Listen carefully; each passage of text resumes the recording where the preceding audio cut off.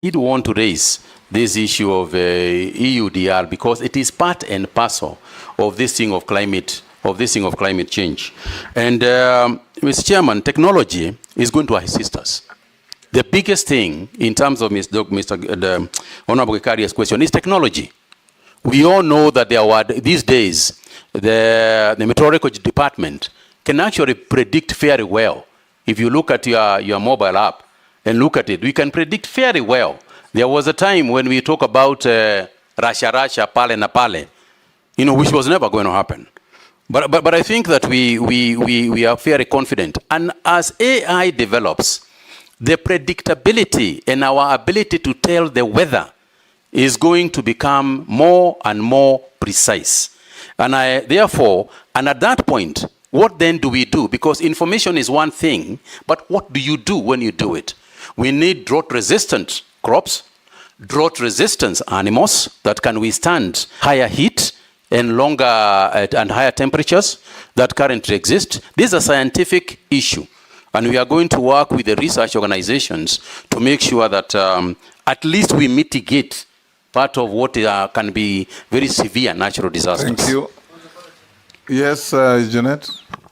Chairman, I know the nominee was once a politician, but he has cleverly evaded the issue of the vaccine. And we know each other why he's doing that. Mr.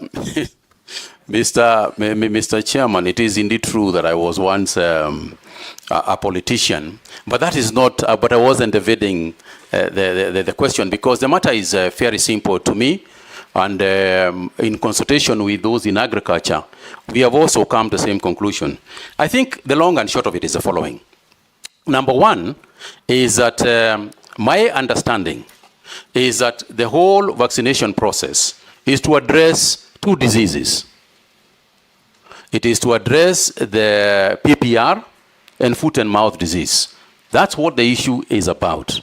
Mr. Chairman, talked about earlier about social media and what can be propaganda and otherwise.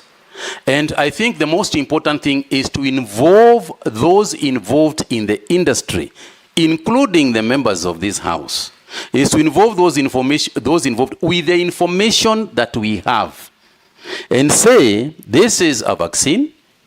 It is being made by Kevavapi, who are our own people. It is for this and this purpose. We only vaccinate about 10% of our livestock. We want to vaccinate more than that. But the point of the matter is this. The cow, as I said earlier, belongs to an individual. It doesn't belong to the government. The goat belongs to an individual, not to the government. So the matter is simple.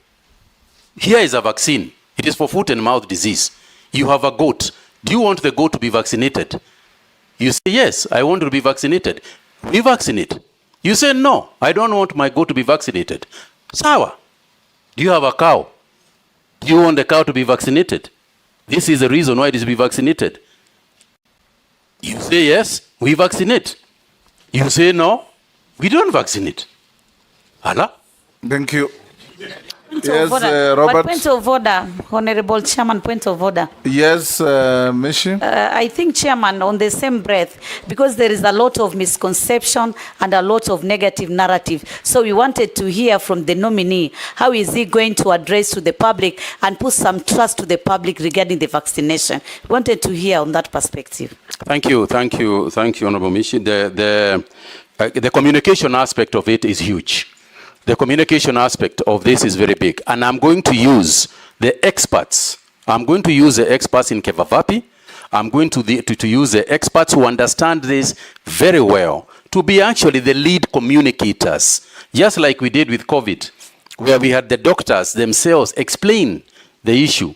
We also want to use the veterinary officers to themselves explain what we are trying to do. So you can be sure, Honorable Member, that I am going to put a very robust communication system on this matter.